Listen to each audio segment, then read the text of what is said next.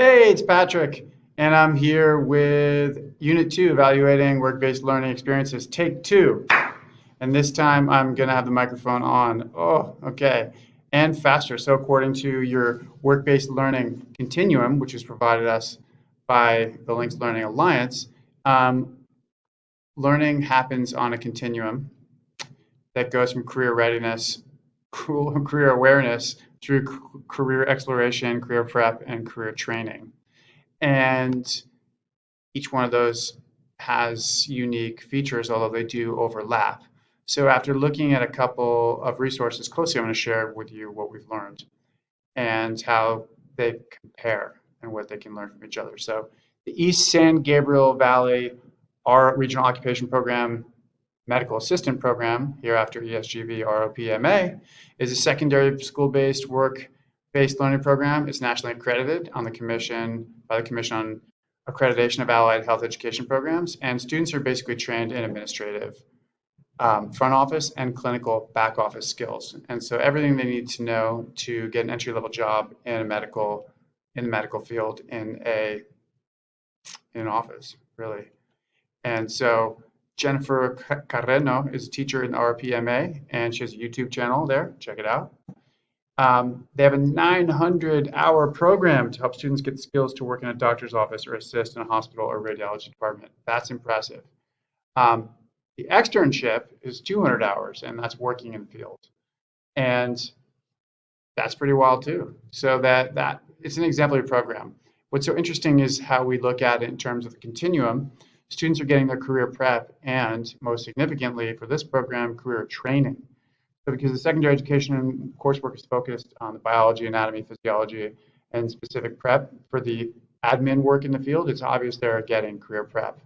But students are also spending 200 hours working in their externship with really specific on-the-job training. They're getting career training. The fact that 86% of these students attain a paid job in their field in one of these places where they've been working, that's very impressive. That's proof of effectiveness of the job training. And she talks about, oh, it's like a 200-hour job interview that leads to a job. So that's pretty wild. From 2013 to 2015, I taught a 10th, 11th, 12th grade course sequence at Mount Diablo High School in Concord, California, in the International Hospitality and Tourism Academy Sustainable Hospitality Pathway. And that was Introduction to Sustainable Hospitality, 11th grade Environmental Science, 12th grade Sustainable Tourism. And students also took a parallel series of 3 courses in the kitchen where they're learning culinary arts, safety, sanitation, knife skills, and food prep certifications. And they're working every day serving food for students in the program and teachers, 120 meals a day for lunch, and lots of special events and catering.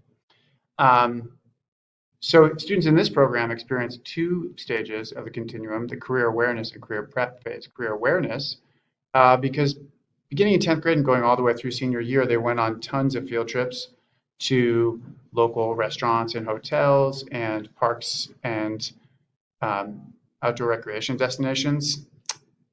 And they also had tons of guest speakers from local businesses and National Park Service and so on. It was also career prep because students are completing the program doing a internship off campus with one of a dozen different sponsors, including PG&E Food Service Technology Center, National Park Service, East Bay Regional Parks, Real Food Oakland, and so on.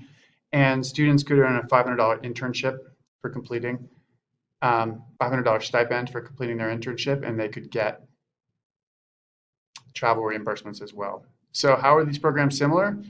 Students are working directly in the field off campus in real places, real workplaces with adults, and they're getting mostly the background knowledge and skills they need to succeed in the workplace in class. How are they different? ESGVR PMA uses the externship model, so students doing a much deeper dive off campus in the workplace.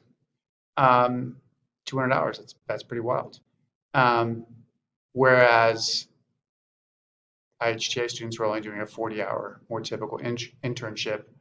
On the one hand, IHTA students were able to earn $500 stipend. On the other hand, ESGVR PMA students were able to get a job, a real job at the end of it, 86% of them. So what could they learn from each other? Well, the East San Gabriel Valley folks could, share with IHJ their high level of program execution and the student professionalism and career readiness. That's exemplary. So IHJ could learn from that. And they're excellent at getting their students real paid jobs. So they could share how they've been so effective with that. And certainly IHJ could learn from that.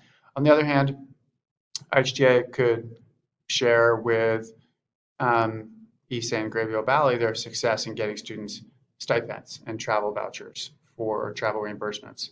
So yeah, thanks for listening. Hope you learned something.